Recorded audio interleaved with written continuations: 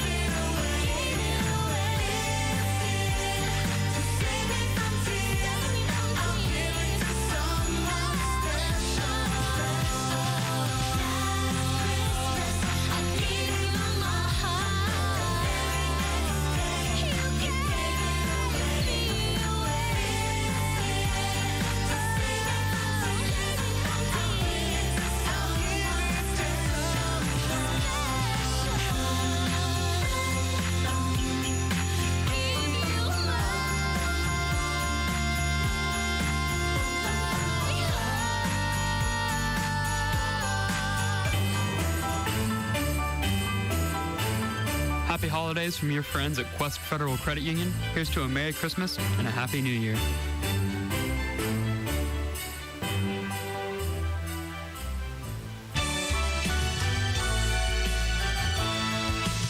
Another Christmas classic, exclusively from WKTN.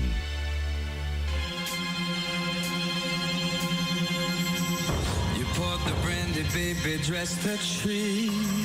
I got the table looking Christmassy.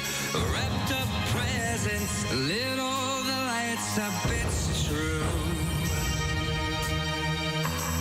What can be wrong with all this, right? Somebody's light is not so bright. One thing here could use some cheer, and that's you. Because everyone you know and everyone you don't are wearing Christmas sweaters, so it's crazy that you won't put your Christmas sweater on. It's got to be done. The uglier the better, hun. Don't be the only one. You light up everybody's faces. And babe, you know the time has come. It's 7 o'clock. Let's call this meeting to order. Mr. Carmine? Yes. Mr. Dick? Yes. Mr. Lovely? Yes. Ms. Stryker? Yes. Mr. Albert? Yes. Okay, please join us for the Pledge of Allegiance. Pledge allegiance To the flag of the United States of America and to the republic for which it stands, one nation, under God, indivisible, with liberty and justice for all.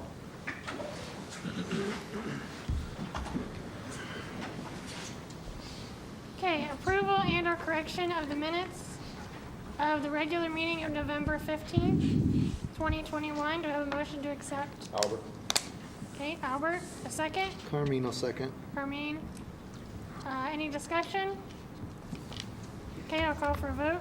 Mr. Dick? Yes. Mr. Ludley? Yes. Ms. Stryker? Yes. Mr. Albert? Yes. Mr. Carmine? Yes. Okay. Item 4, looks like we have a couple people to speak tonight, so Mr. Moore.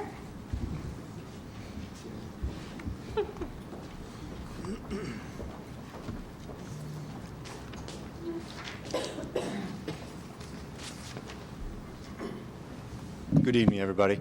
As you know, I'm Jason Jones, principal at Kenton High School, and I brought with me tonight Mr. Chuck Moore, who's our physical education and conservation science teacher, and Mr. Brad Blue, our assistant principal. Just kind of give you a little bit of a rundown of what's happened the first semester at the high school. And Mr. Moore then got some of our students here at KHS, and I'll let him introduce his students that's in his class. So. The year's gone great so far. I can't believe it's almost the end of the semester already here when we get back from break, 2 weeks after break. It's gone great.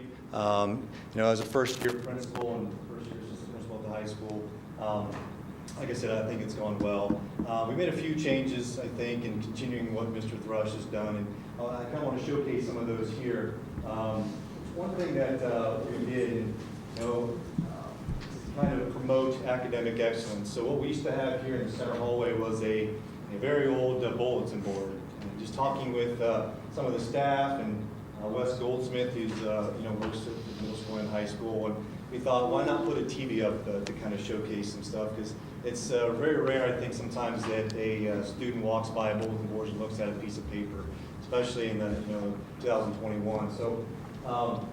We tore down the bulletin board and put up this 70-inch TV that we can showcase our students that are excelling academically. Things that are on there are such things as like a merit roll, honor roll, and I'll show a couple slides. But again, our goal was to get kids to recognize it, to kind of create a culture, I guess, before we start to maybe push the academics. I think we've got a great school culture in general, but now I think it's time to increase the rigor maybe a little bit and push academics. And to do that, like I said, I think we start to create a culture first before we start to implement a lot of strategies and whatnot. And a couple stories just today, I saw 2 kids standing by the TV between periods just staring at the TV, and as they walked away, the one kid said, "You just had to wait till your name was up there, didn't you?" It's because he wanted to see his name up there. And that's what we as a staff are trying to do is, again, to create that culture that kids want their name on that TV. So one of the examples is, like I put up the KHS merit roll, certain GPAs, and we list all the kids' name, and that slide will stay up there for about 30 seconds, 20 to 30 seconds, and then we'll move on to a different slide. From merit roll, we have Elk Student of the Month with pictures up there, We have Academic Student of the Month, which Mr. Blue is going to talk about, that we implemented this year too. But again, it's to showcase our students excelling in the classroom. And Mr. Blue will talk again about the Academic Student of the Month. You want to talk about this one? Yeah. Okay. So this is another example what's on the slide, but again, it's just to show the kids what's taking place. Yeah, and so as they're walking down the middle hall, coming from the back hall, you get this big 70-inch TV that's kind of in your face the whole way, walking up towards the cafeteria or the front office, and so you really can't miss it. And I don't know, maybe it's just us old folks that see it, but guys, it's kind of hard to miss, isn't it? And so. You see the names popping up, you see these various slides coming up. We're just trying to get as much stuff up there to kind of keep it in their face at all times. So when it comes to the academics, and so one of the slides that we put up there is just a comparison of the first 9 weeks grades, just so that they can see that there's growth happening. And so it's are we where we want to be yet? No. Are we trending where we want to be? Absolutely. So. This slide is up there for them to see that, between this time last year and this time this year, we're doing better. And so we want to continue to keep that trend going to where we're seeing these same types of things next year as we're moving through. Just so you understand, what that means is 23% of the overall grades submitted was an A+, if that didn't make sense. So out of all the grades submitted the first 9 weeks with the progress report, about a little over 20% were A+. So that's what that means. Yeah, sorry. No, you're good. And so one of the other things, and I'm not going to take a whole lot of credit for this. These are Mr. Jones's ideas, and so we're going through this as a team, though. And so one of the things that he wanted to push at the very beginning of the year in our first staff meeting was this idea of academic success. And so one of the things that we've implemented is this Academic Student of the Month. And so it's a little bit different than what I've experienced in other schools, where we're not choosing one per grade level. We're not choosing one per school.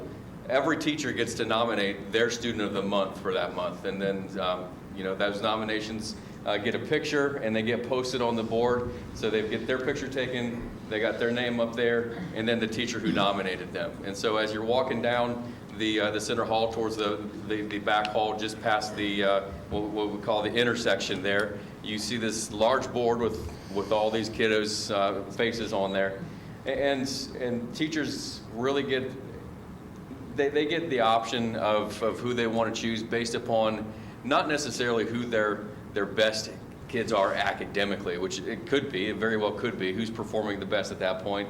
But it also could be somebody who's improved, that's gone from a D to a C, or has just worked really, really hard to get to where they are right now, and shown a little bit of grit and perseverance. And once again, we're just trying to recognize efforts and just that culture where kids are working and they're seeing the fruits of that. But we don't have necessarily anything to show this, but one of the things that I wanted to touch upon was the fact that we are celebrating these successes. And as an assistant principal, one of the fun parts of my job is to get to handle discipline. But one of the things that we have in place right now is the Cats Congrats system that Mr. Jones has carried over, and he still does a lot of work with that. But right now, we're celebrating what these kids are doing, and we're recognizing when they're doing good things. And it makes me pretty proud to say that we are averaging a 4-to-1 margin right now. So for every one disciplinary referral I get for negative behavior, we're getting 4 positive Cats Congrats referrals. And so I really think that this is helping to push that culture of positivity, of growth. And it's just really exciting to see if we can get this thing continued in this path. We'll really get to focus on this academic portion of it and hammer it out here. Just a side note with the Academic Student of the Month, what I also do at the end of each month is I will message each parent that child received the recognition from their teachers on Parent Square, and just letting them know that they got the Academic Student of the Month, because the likelihood of a kid telling their parent that they got Academic Student of the Month is rare. And I got a message from a parent after I sent it tonight, actually right before this meeting at 6:48. It says, "Thank you for letting us know. He forgot to mention it, LOL." So again, just shows that I want the parents to know too that their son or daughter is excelling in the classroom too. So just a side note, I thought that was kind of funny. Right before the meeting I got that message. So at this time I'll turn it over to Mr. Moore, and he's going to talk about a new class that Mr. Thrush and himself started this year, and that's the Conservation Science class. Thanks, Coach. You guys want to Yep. I brought along Zach Heinz. He's a senior member of the conservation class. Bert Grubbs is a senior member, and Max Householder. They've all three agreed to come in tonight. And one of the purposes of bringing these guys in is because they've been pretty instrumental in helping with this class. And I was talking to Mr. Hensel earlier, and he's like, "Well, do you know how to tie those flies?" I said, "Not yet," but I said, "Max is perfecting it, and he's going to teach me." So he's like, "So they're teaching you?" I said, "Absolutely." That's the neat thing about this class is these kids get to do so many hands-on activities, and it's been incredible. And I think it's something that's very, very positive. And we make a lot of mistakes in this class doing different projects, but we learn a heck of a lot more from making those mistakes and correcting those and figuring out how to correct those and how to turn it into a good, viable product, as opposed to knowing everything about it going in and me teaching them every exact thing. They do a ton of research. And the nice thing is YouTube and just Google and everything, there is a ton of professionals that know everything about all the stuff that we do, and these guys are able to research that on their own and bring it back to class and teach each other, teach the class, and teach me as well. And just a little bit about the class. Mr. Thrush came to me last year, and I'm going on my 27th year teaching this year, and he's like, "Hey, would you like to teach a new class this year or the next year?" And I'm like, if anybody knows me, I hate change worse than anything. It's the worst thing in the world, change is. And I'm like, well, if you're asking, I'll look at it. And he got about 5 seconds into it, and I said, I'm in. This is a dream job to be able to teach this class. But I really appreciate Mr. Thrush meeting with some people and asking if this would be something we'd be interested in. I think our kids are really going to benefit from it. But our Conservation A is primarily fishing and boating, and that's first semester. Our Conservation B is wild game processing, hunting, shooting sports, and trapping. So they will get a wide variety of all those activities. With the Conservation A, the goal is, it's not going to happen this semester, but in the future is to make sure every kid that goes through that class has their boater certification card, so they can drive a wave runner, a boat, pontoon boat, whatever. And they have the safety procedures in place there.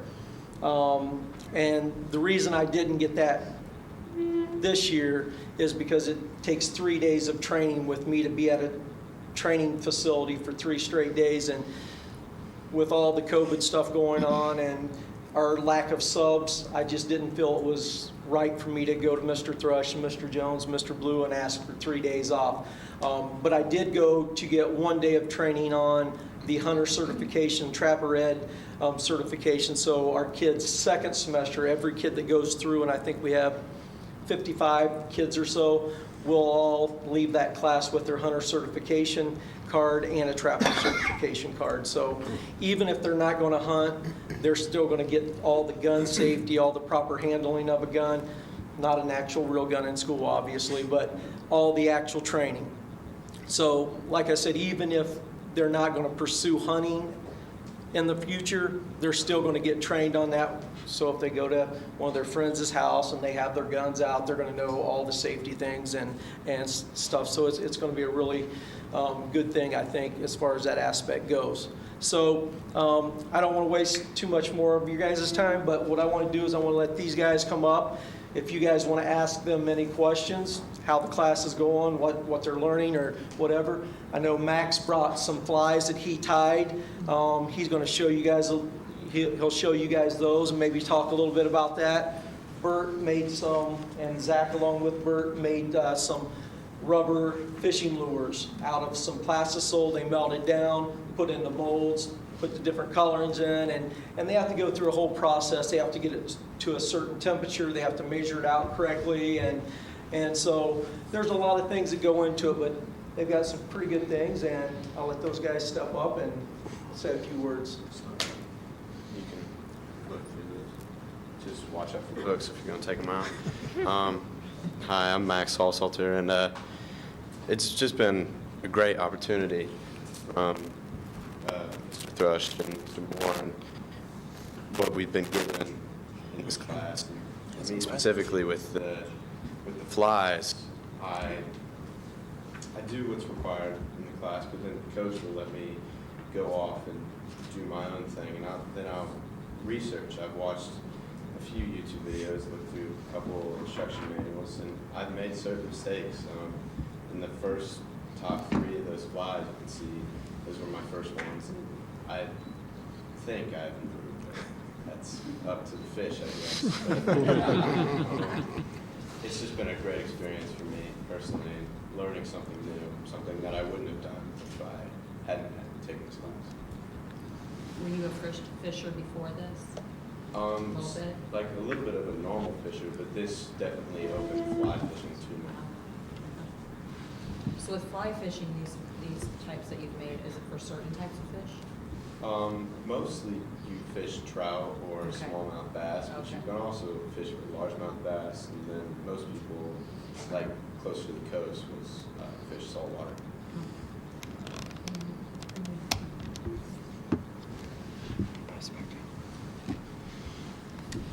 This might be a question more for Coach Moore, but the types of equipment and things that you need to create these, what does that require? So if you can see in the picture here, there's a hook, and thank you very much. And you can't really see in the picture. The hooks are really small for these types of flies, but I then put it in the vise, and that vise allows me to rotate the hook or manipulate it in any way I would need.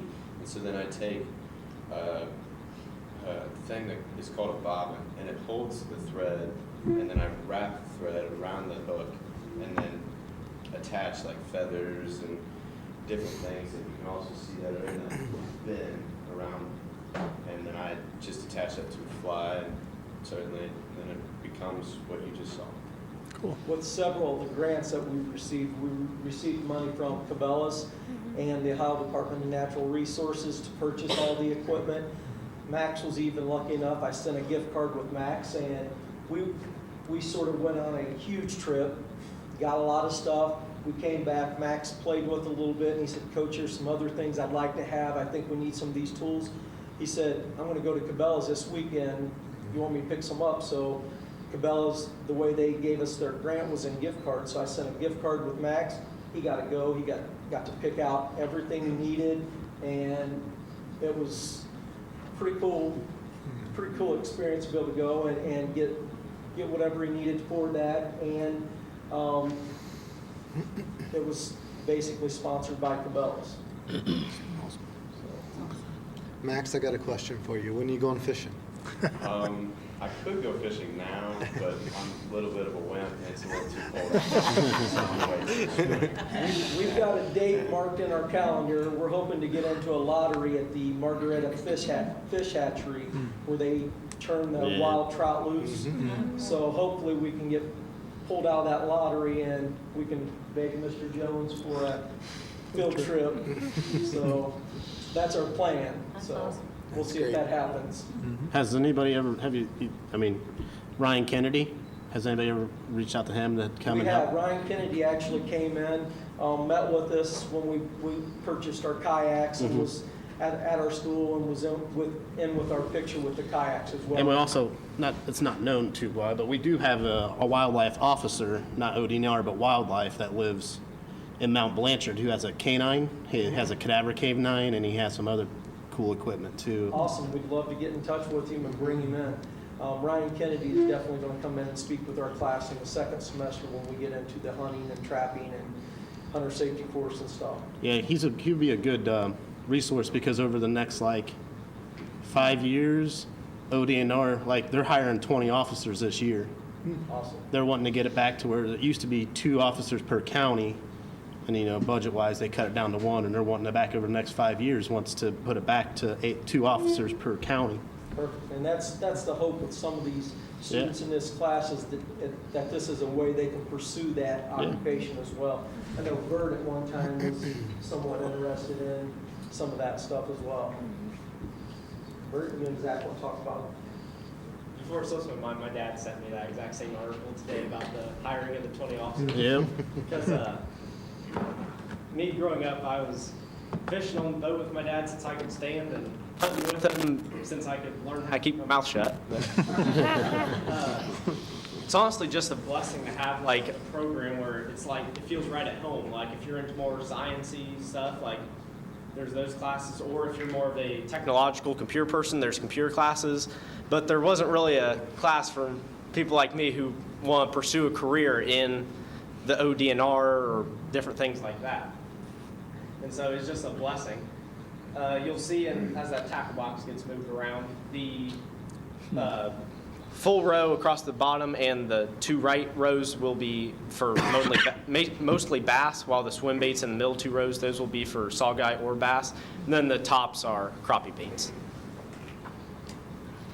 See, for me, it was about the opposite. I didn't really grow up fishing very much or doing any of that, and this class has opened me up to that. And with my friends and all of that, I've got into fishing and learning how to do all of that. So it's been nice to learn new things to grow up doing.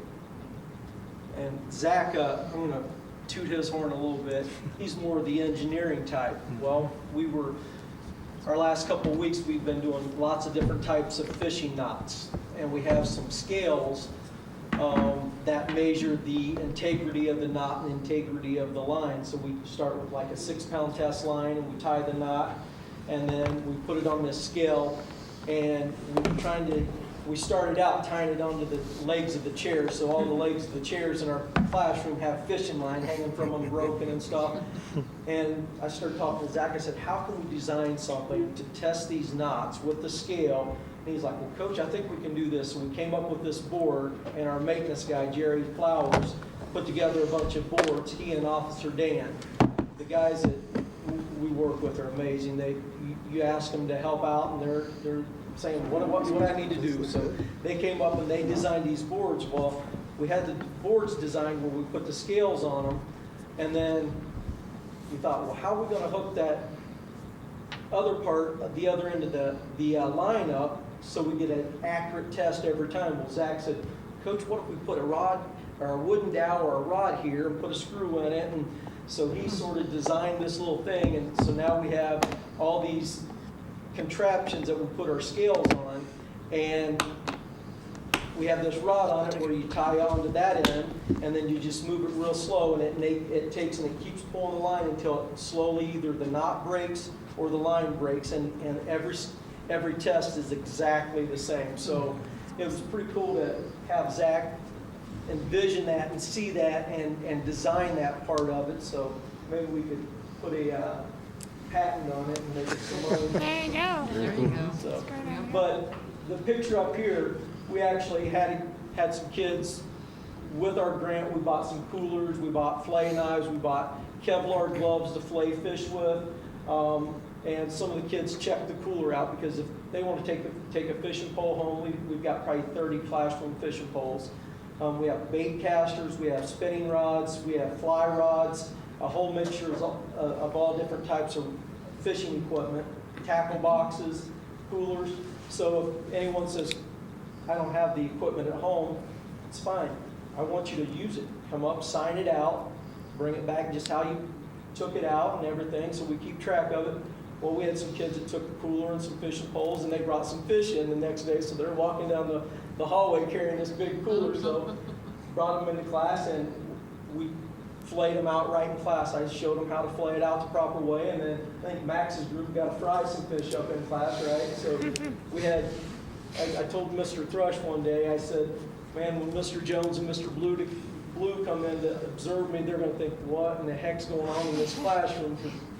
I've got one group tying flies, one group melting plastisol down, making fishing lures, another group testing knots, another group frying fish. I said, it's like mass chaos. It's honestly, it is an enjoyment to see. It really is, and I invite anybody in to come see, and I know Mr. Thrush has come in and observed it, and it's a pretty neat thing going on. It's very awesome. Anyone have any questions for any of you guys? I just think everything, all the examples they passed around were very impressive. I mean, what's in that tackle box and everything is just, it's very impressive, yeah. Yeah. And obviously it takes equipment, and we were very fortunate to have Cabela's and the Ohio Department of Natural Resources to ante up and get us started in it. And Mayor Webb saw our kayaks, and she was able to come out and allow us to take a field trip out to Francis Lake, and she waived all the fees on the kayaks and stuff, so we also thank you and the city as well. And we have some other projects in line for this class, and hopefully, I talked to Mr. Blue and Mr. Jones about potentially starting a second level of it, and it mainly being like an independent study, second level. We haven't really ironed it out yet, but one of those projects is to bridge our school community with our city community, and maybe doing some type of service project where an upperclassman will take and be in charge of doing canoe trips down the Soda River and building a canoe launch down at the river here in town somewhere, and stuff like that, and maybe join with Mayor Webb and somehow doing that. And I know that's into the future, but that's one of the things that we have planned for it, and maybe some river cleanup along the way with the kayaks and so forth. So lots of potential, lots of opportunities down the road, and so it's what we're looking forward to, I guess. I guess the last thing is, it is a great opportunity for our kids. The only thing I'm worried about is the relationship that Coach Moore has built with Cabela's. I'm worried about them putting an office, corporate offices with his name on there. We can't afford to lose him from Kenton City Schools. So, but he's done a great job building that relationship and getting so much funding. It's crazy. And he comes in my office and says, hey, did you see the grant I got? And it's just, without him, he's not, doesn't pat himself on the back, but without the work he does, this class wouldn't be where it's at today. So just kudos to Mr. Moore. So. And I've got a great grant writer as my wife, so she helps to have that when I go home at night, that give me that help. So. Did you guys have any last questions? Or? I appreciate you saying something, Mr. Jones, about that, because I was going to make sure to mention that. How much do you think total we've managed to bring in as far as grants? Is it for this in the program? Grants without the discounts or with the discounts? Make it without the discounts, it'll be higher. Without the discounts, it's a little over $15,000. With the discounts, it's well over $20,000. Or what? There we go. Yeah. So, but I wanted to bring everybody's attention to the fact that most of that came due to your willingness to write a lot of grants and recruit your wife's assistance in helping to write those grants. So, thank you. Thank you. My question is how many classes do you think this is in schools around Ohio? I'd never heard of it until Jad. I mean, right honestly. Right now, we are the only one that is in Ohio that is doing it as an elective, where it's just like ours is all hands-on, and I mean, that's all we're doing. There are some schools that are using it as a science class, and they're taking a small section of it and incorporating it into a general science class, I think. And then the FFA, they have like a game processing unit or a hunter safety course included in their FFA program.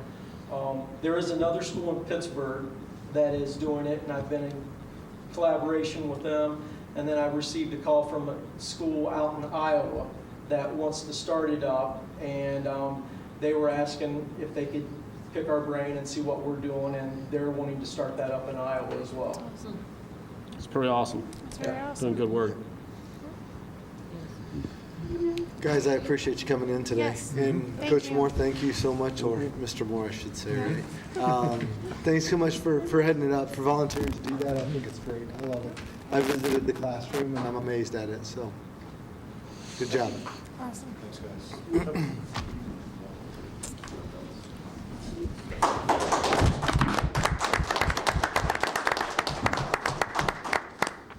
Okay, next we have Brian and Grace Collins on the technology report.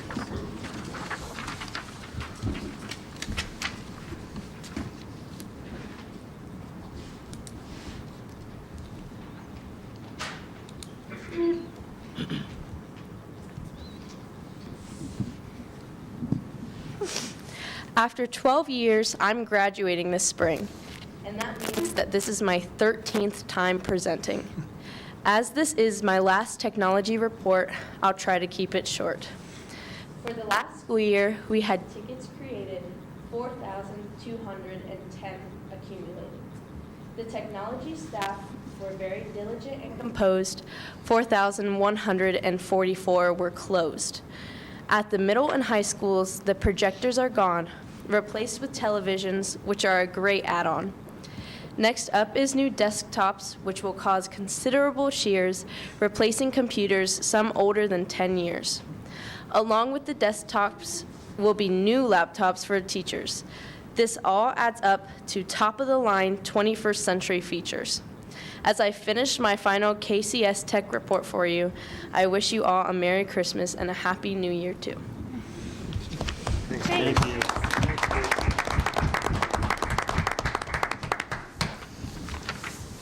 All right. Do we have any public participation? No? Nope. Okay. Moving on to reports of the treasurer. Do I have a motion to accept? Albert. Albert? Second? Ledley. Leslie? Questions, comments? I just have one. Okay. One comment. Since we are deferring funds from the cafeteria fund into the grant, we are now officially in the black. So we'll continue that trend since we get to defer salary. So that's a positive. Okay. Absolutely. Wonderful. Okay, let's take a vote. Mr. Leslie? Yes. Ms. Stryker? Yes. Mr. Albert? Yes. Mr. Carmine? Yes. Mr. Dick? Yes. Okay, item 7, superintendent's report and communications.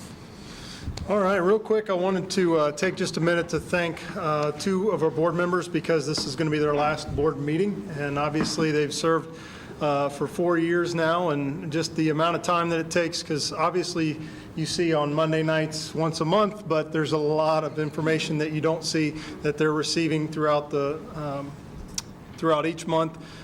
Committee meetings, all kinds of things that they're expected and asked to do. They get lots of reports they have to read through. They have lots of information that they do. So a lot of what you see is behind the scenes. So I just wanted to take a minute to thank them.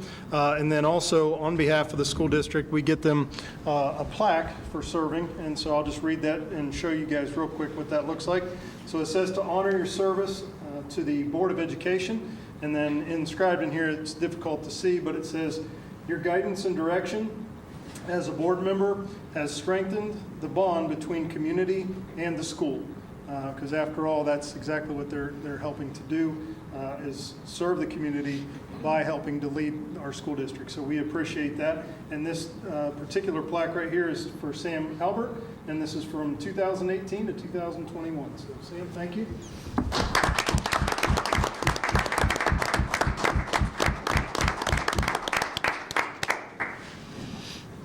And then we have another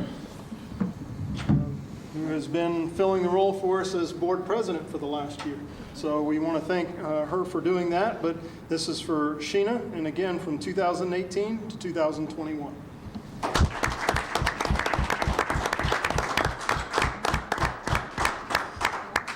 I lost my camera. Oh, sorry.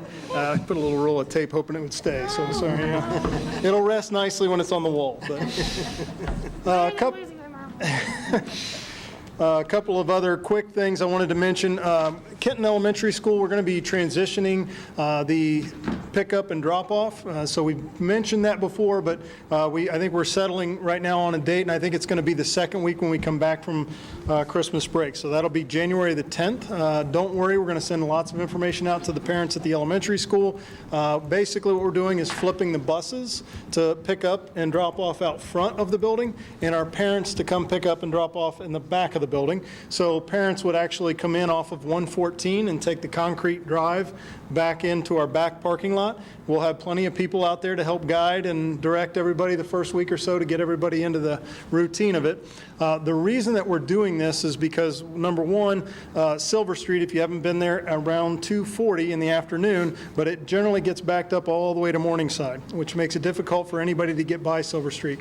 But also because we passed this bond issue, we're going to be able to build a new school, which will be located near that area. So we have to fix this issue, and they're going to need to do a traffic study before we actually decide where exactly that building is going to go. So we need to make this change to see how it goes. We don't think that we have it all figured out. It's probably not going to be perfect. So I want to warn everybody that the first day or two we're going to have to make some adjustments. But we do think that it's going to definitely get most of the traffic off of any county or city road, which is huge. But we're also thinking that we may actually be able to speed up the process. Now, we're not doing it for the speed, because right now we're averaging about 14 seconds a car. That's pretty fast. That's better than McDonald's probably most days. And we're not dealing with a missing pickle here.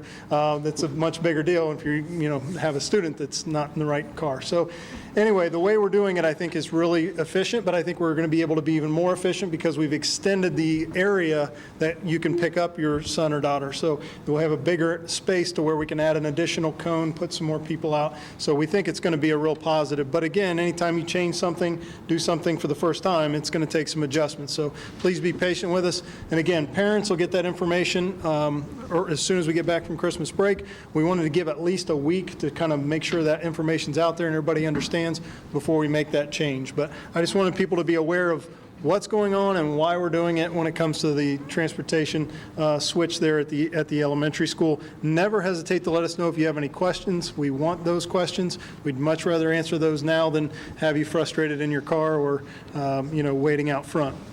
And so one last thing here that I wanted to share is, as I mentioned, that we're doing this because we're starting that process of looking at building a new building. Well, when we do that, there's a whole process that has to happen from the OFCC, Ohio School Facility Commission. I just messed that up. But anyway, they have given us a welcome meeting, which is great. We had it last week, and they said congratulations and all that.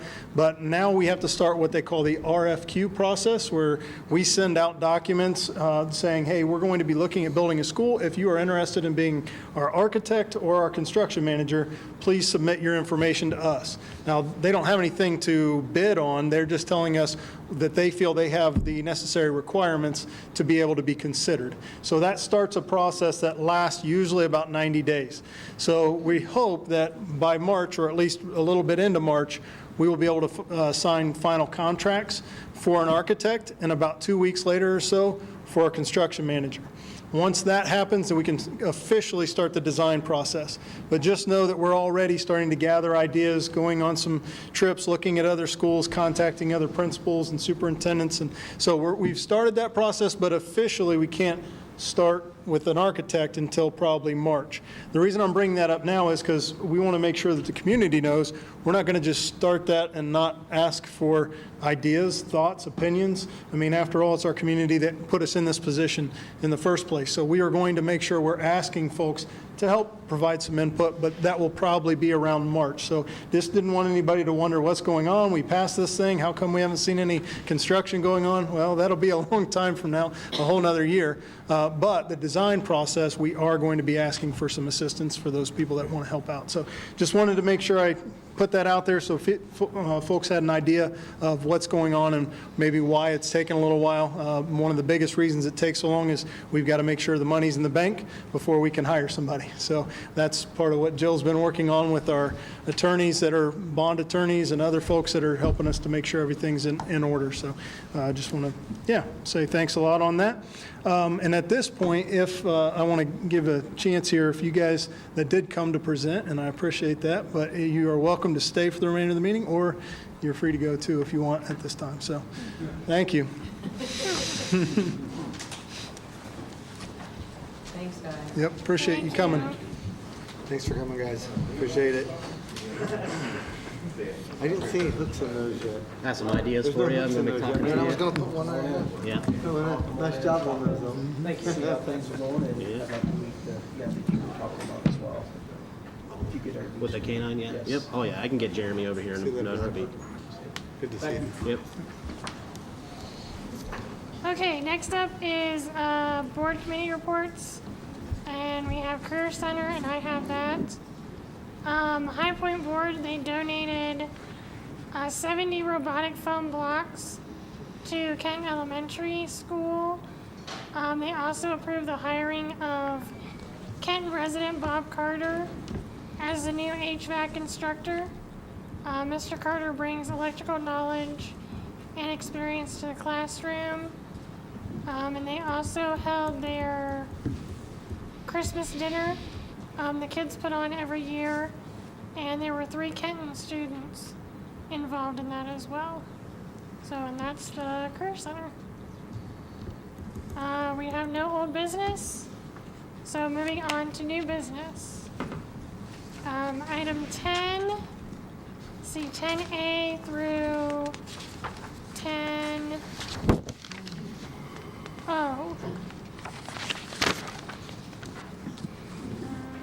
Any questions or comments? If not, I'll take a motion. Carmine. Carmine, Albert. Albert second. Call for a vote. Mr. Albert? Yes. Mr. Carmine? Yes. Mr. Dick? I'm going to abstain due to my wife being one of the, on here as one of the people. Okay. Her name's spelled wrong on there? It is wrong, but it's okay. I noticed that too. Yeah. Mr. Ludley? Yes. And Ms. Stryker? Yes. How's her name? It's L-Y-N-D-S-E-Y. It's okay, though. Okay, so- Oh, okay. Okay, item 11, authorizations and resolutions. So 11A through 11I. Dick? Okay, Mr. Dick, Albert. Mr. Albert. And questions, comments? Nope, okay, I'll call for a vote. Mr. Carmine? I will abstain from this vote, please. Mr. Dick? Yes. Mr. Ludley? Yes. Ms. Stryker? Yes. Mr. Albert? Yes.